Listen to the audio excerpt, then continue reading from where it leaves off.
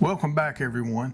Today I'm continuing work on the last liner lock in a series that I've been working on for the last few weeks. I've already got this one, about 70% done. I've got a bolster cut out here. I've got my handle material, piece of mammoth, and we're going to continue working on this one, get this one wrapped up.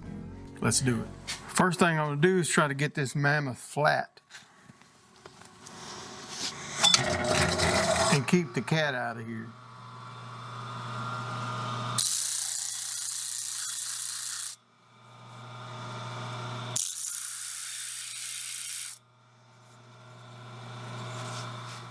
So what I'm doing is taking my bolster and I'm picking an area here to cut it out. I just take the bolster, trace it out.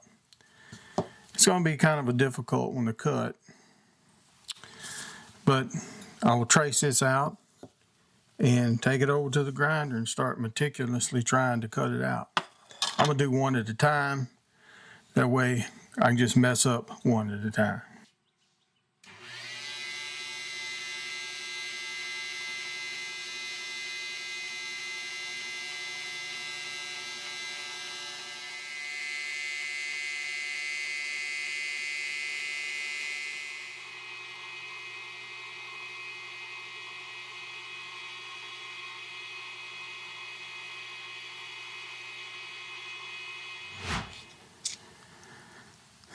How many of you done something and whatever you're working on, it, something happens and you just, with your jaw open like this?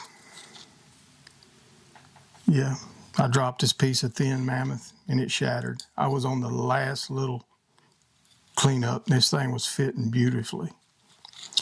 I dropped it and it shattered. That's the problem when using this kind of stuff. It's mammoth, but it's pieced together and epoxied, the whole stabilization, 9 yards. It's depressing. I can't get 2 of those out of this one other scale. So I have to punt. I hope your day's going better than mine.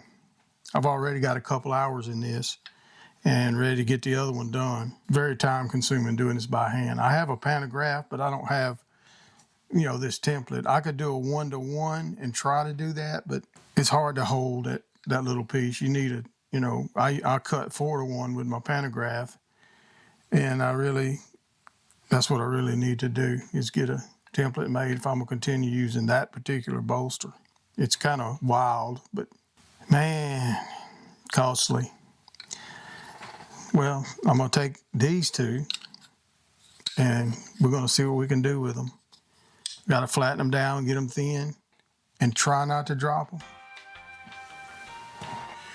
All right, after that debacle, I've got another piece of mammoth cut for both of them. I got them both cut, got them clamped on, taped. I'm going to drill through with my tap size bit and hopefully without blowing out. It's another pucker moment. One of the problems is this ear is way up here. It's not a lot of material there, so I'm gonna have to be super careful.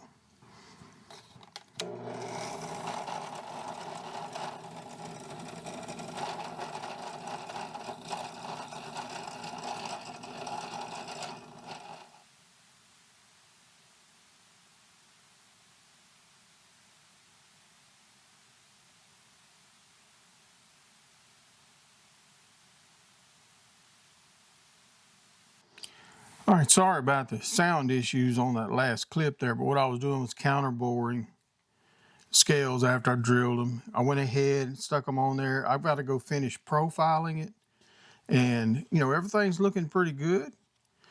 And but I'm gonna get it profiled, and then I'm gonna get back on the liners and cut the lock bar and start getting all that ready to grind the lock face on the blade, and before I contour. And while I'm doing that, I'm going to answer a couple questions from the previous video, and one of them being why and how did I get started on making these folders, and a question about my pen press, and I'll go over that while I'm doing this work.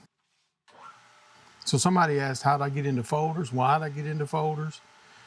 They said they knew I made fillet knives, and but fillet knives is just, you know, a very small portion of the knives I make. I mostly make hunting and skinning knives. It's what I've made most of my knife making career. It's been 35 plus years now. But I got into folders at a very young age as far as liking them.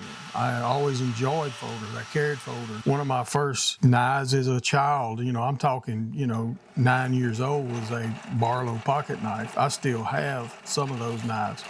My grandfather, my father gave me, but always interested in folders. I used them for skinning and hunting, and that's primarily what I've always used knives for, is, you know, outdoor stuff, cutting meat and skinning animals, dressing animals, and that kind of thing. And but the first folder I made was with one of my mentors, Randy Captapal, and I'll put an image up here, him and his father. I got back with him here recently and bought a bunch of his tools, and I did an episode where I kind of showcased some of that. Mr. Roberts retired, and he's got to where he can't see anymore, and I had the privilege and honor of going over and buying some of his tools that I like to have, and I'm really, really treasure those. But I made my first knife folder, or first liner lock, this one here, with Randy in his shop. Still works. I actually brought it with me after many, many years of not seeing him and talking to him and showing that knife to him and asking me to remember that. But Randy really set me straight, got me started making liner locks. I've made a few slip joints.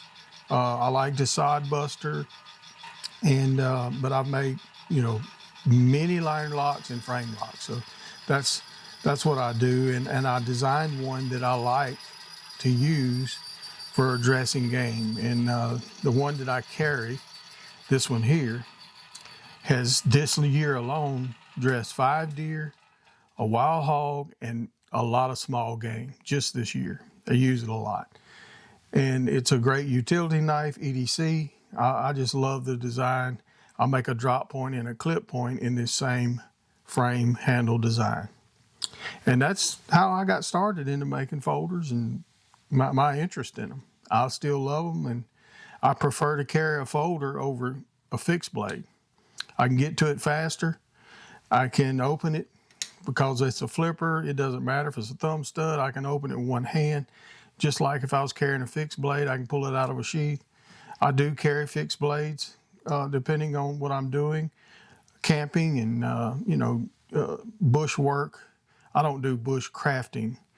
I use a knife for, you know, cutting bushes and stuff like that. I use an axe for chopping firewood, or a hatchet. But anyway, that's how that materialized in my career.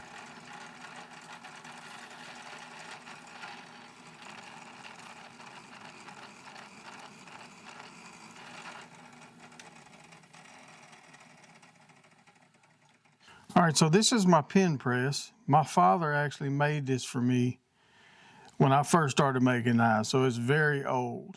It's just a 6-ton hydraulic jack sitting on a piece of thick plate. It's got a couple rods. Those are sucker rods from the oil field that are threaded with nuts. I can adjust verticalness of that top pin to make it line up perfectly with that bottom pin. And that's just some pins that are also made out of hardened sucker rod that are pushed in there, and they're turned down on a lathe. I use this to make my bolsters. This is how I fix them to the knife. And it's just a couple old hood springs from an old car years ago that pulls it back down. And if I can get a little closer here, you just tighten your jack, and you put your bolsters on there with your pins, press them in, and when you're done, release the jack, springs pull it down.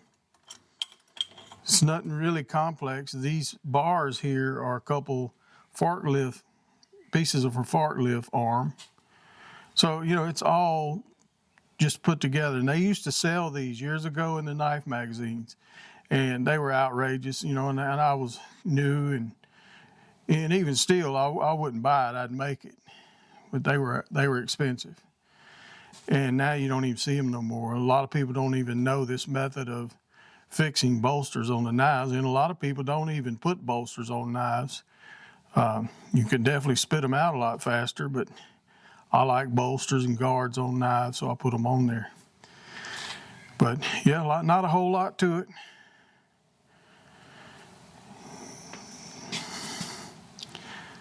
But I hope that answers the question.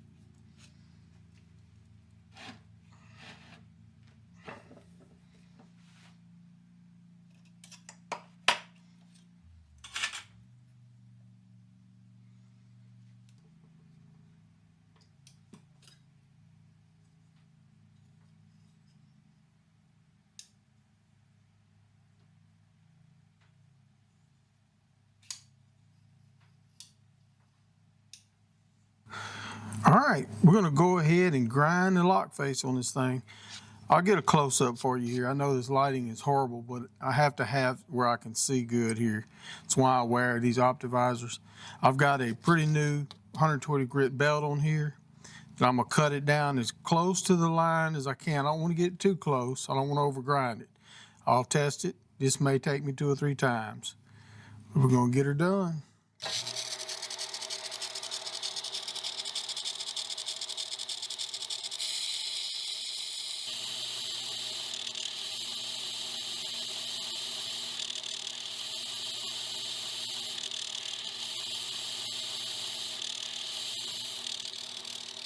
All right, I hope you can see this. It's hard to light it and shoot it with the space I have. I've got the blade in here, it's locking up. What I'm gonna do right now is where this ball track is, the detent ball comes around and comes off of the lock face. I'm gonna cut a small ramp. I've got a carbide 1/8 burr here, and I'm gonna cut a ramp here. You don't wanna get on the face because you already got lock up and you'll overcut it. So I'm gonna create a gentle ramp. That way it's smooth when it comes on and off. You don't have that hard stop.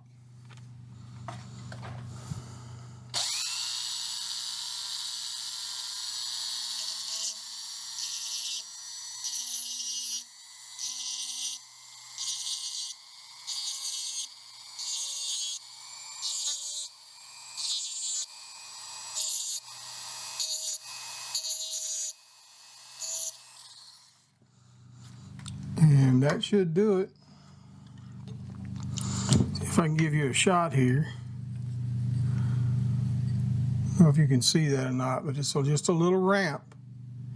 Your lock is happening right here at the top, and that ball will come off of there smoothly.